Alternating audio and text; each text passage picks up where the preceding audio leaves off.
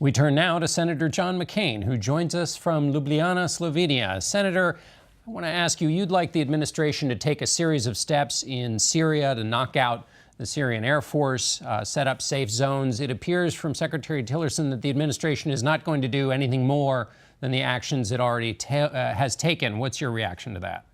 Well, I think what the president did was an excellent first step, and it was a reversal of the last 8 years, and I think it was important. But it's now vitally important we develop a strategy, we put that strategy in motion, and we bring about peace in the region. And that obviously means that there has to be a cessation of these war crimes. John, using chemical weapons is a war crime, but starving thousands of people in prisons is also. Barrel bombs, which indiscriminately kill innocent civilians, precision strikes done by Russians on hospitals in Aleppo are war crimes as well.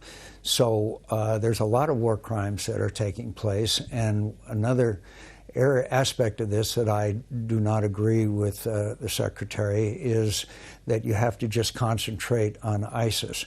We will take Mosul, we will take Raqqa, and we better have strategies as to how to handle those places once we have won it. But they're not disconnected from Bashar Assad and the Al-Qaeda and the war crimes that have been taking place. So you can't, to a large degree, Bashar Assad, by polarizing the Syrian people, have also given rise to ISIS and Al-Qaeda. So they are both connected, and I believe that the United States of America can address both at the same time. We can walk and chew gum. We have the capability to do both. And yes, we want a negotiated settlement, but the only way that that'll happen is if it's not in their interest to continue what they've been successful at for over 8 years. And that's why I thought symbolically and psychologically the president's action was very important, but now we'd better follow it up. And by the way, we should have cratered the runways. Just to follow up on that, Senator, Secretary of State Tillerson said when I listed those other parts of Syrian efforts that you mentioned, he said that America needs to, quote, keep its priorities straight and focus on ISIS. But your argument is that taking care of the humanitarian actions that Bashar al-Assad is taking, that's a part of the fight against ISIS as well.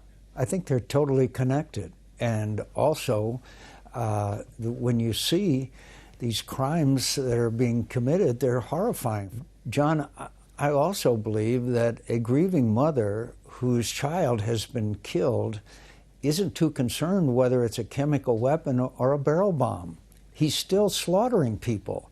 And we may stop the chemical weapons, but we've also got to stop the other indiscriminate, inhumane war crimes that are being committed as well. And that means, obviously, trying to set up some kind of safe zone so that these refugees can have a place where they can be, and also that would help with the refugee flow issue.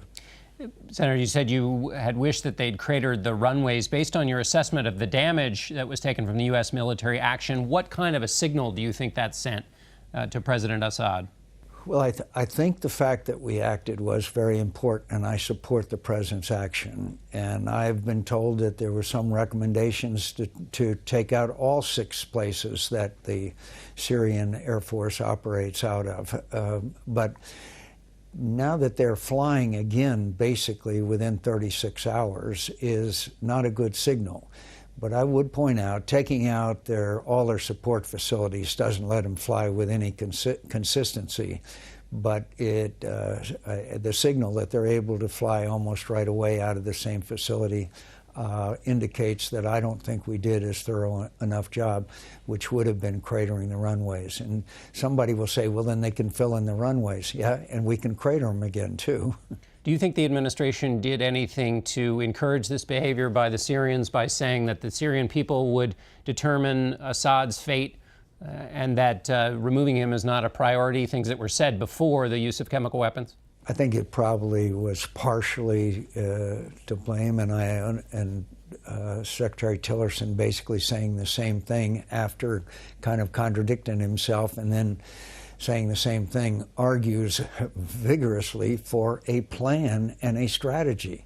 As I said again, taking this action I support and was important.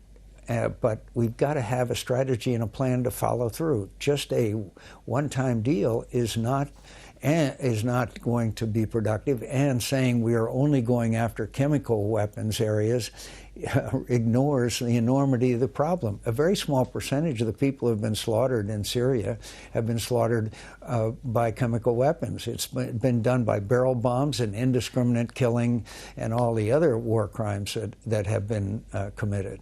A domestic question to end, Senator. The Senate got rid of the filibuster for judicial appointees. You, in the past, had kept the Senate from going down that road. You tried again this time. There were no takers. What does that say about the Senate?